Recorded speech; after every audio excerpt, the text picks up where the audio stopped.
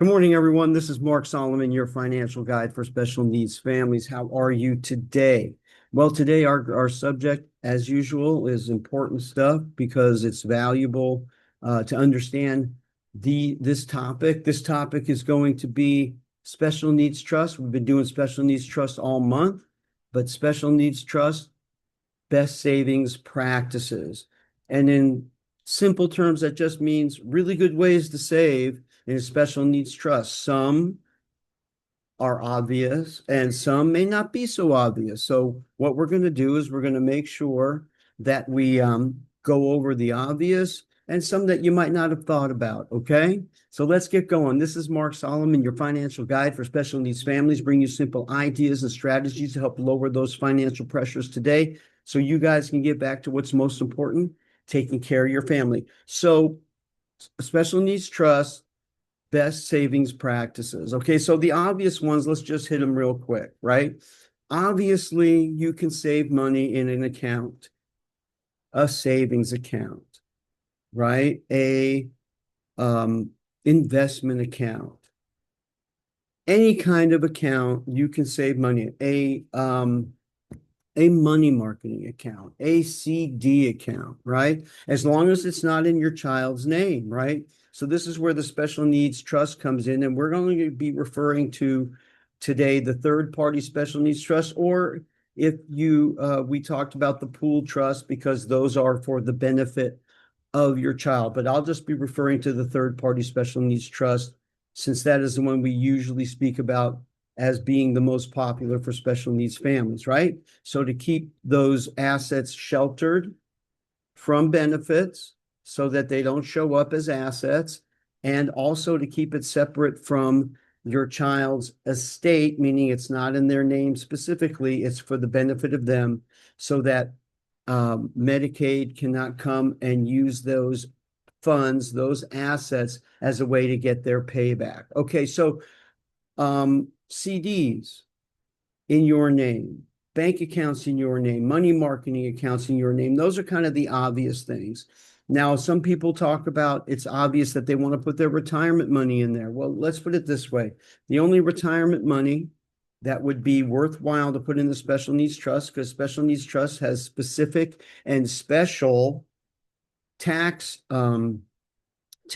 put upon it, right? So we don't want to add anything into there that's going to add even more of a tax burden on the monies going to your child. So the only retirement account that works best would be a Roth IRA. Why? Roth IRA monies are after tax dollars, so they can't be taxed again. So there's no tax on the growth.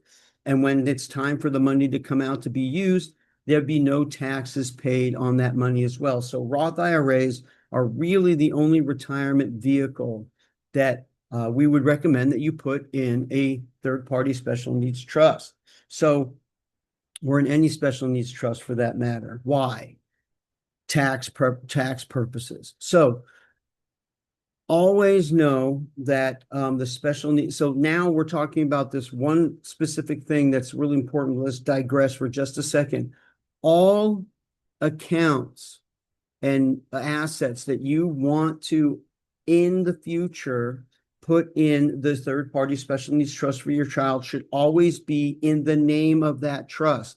Because if it's not, and if it's in the name of the child, it can't go in the third party. A first party would have to be established, and that would be in danger of being after the passing of your child being used as part of the Medicaid payback because it's an asset, what? In their name. So that's why we want to establish the third party special needs trust as soon as possible so that those assets can be in the special needs trust that's for the benefit of. So moving on. So some other ways that are best practices for savings. These are kind of creative. Another one that's kind of obvious, but you might not be thinking of putting in the trust, but you want to leave to your child would be your home or the assets or the monies coming from the sale of that home, right? Those can definitely be put in a third party special needs trust because why? Special needs trusts have an infinite amount of assets that can be put in there, infinite size, infinite amount. It doesn't matter. There's no limit there, right? And so the proceeds from the sale of a home or the home itself can be put in the special needs trust, right? And if you have an income property, a rental property, whether it be commercial, what I'm doing this for, commercial or residential, those the income from the rental or the business income from the rental can go directly into the special needs trust.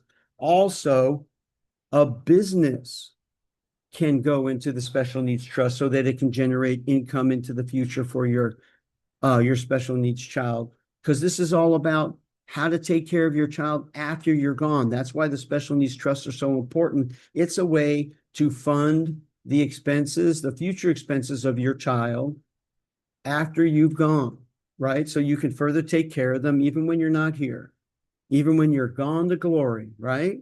So a business or business income can go in there. Also, large assets that you could save are back child support, if it's a large number that you'd rather not put into your ABLE account, right? Your child's ABLE account. That's another thing we'll talk about is ABLE accounts and special needs trusts, how they work together. That's a future talk. But proceeds from a large reward of child support, or another thing that can go into the special needs trust, we've talked about it before, but large cash awards from lawsuits can go in there. Large cash awards from life insurance policies. Now, remember, all these things have to be in the name of your child's special needs trust. So when you're getting an award from a lawsuit, name of the special needs trust is who gets it. When you get the child support, it goes into the name of an account that's in the name of the special needs trust, right? Same thing with life insurance. Got to put that in the name of the special needs trust as the beneficiary. Because like I said, if it's in the name of your child, it's in their estate, and that will be subject to the Medicaid payback later. And that's what we're trying to save you from, right? And then a couple of other ways that you can save personally for your special needs child is in an investment account in your name, a savings account in your name, any kind of mutual fund account that's in your name can be left to the beneficiary. That would be the third party of your special needs child. Now, those are some of the not typical ways of putting aside monies for the future that can be put in your child's special needs trust. Now, anything else that you may put in your will, your car, any real property, right? Any, I don't know, so like I said, mutual fund savings accounts that you can save in your name, but the beneficiary will be your child, right? Now, best way to handle that after you pass is to make sure you have a living trust. Why? A living trust keeps all your assets. First of all, they're already pre-written up in your will and in your special needs trust where those assets are going to go. And if they're in a living trust, then guess what? There's no arguing amongst other siblings. There's no infighting of family. Where the living trust says the assets go, they go. So, and the biggest thing is that you avoid probate. And if your special needs child is first of all, capacity is not to be able to handle such matters as probate and attorneys, which most of us typical people have a hard time with. This will avoid probate. It will go straight to where the beneficiaries are designated for your assets, including the assets that you want to go to your special needs trust. So if you're saving in an account for your child, a mutual fund account, a money market account, a CD account in your name that you want to go to your special needs child, make sure those accounts are in your living trust, and you won't even have to think twice about it. Not only will the companies or the businesses or the banks that are obligated to give the beneficiary of your special needs trust, your child's special needs trust, the assets after you pass. If it's in your living trust, it's just another guarantee that there won't be any fighting or anybody trying to take advantage of your child, because the obligation of that trust, the living trust, is to disseminate those assets to where they're supposed to go. Could be other siblings, other children, other family members, but specifically your special needs child. So let's review some of the basic things that you probably understand: savings accounts, any other a CD or a money marketing account. Those are pretty straightforward. But some of the other ones that aren't are your home, the assets that are derived from the sale of the home, the cash award, your car, the sale of a car, real property and the sale thereof, business income, commercial or residential income from business, right? Also the sale of a business and the income from the business, as I said. And there are many other things. You saving in a mutual fund or savings account in your name just for the sole purpose of leaving it to your special needs child. All these things can happen.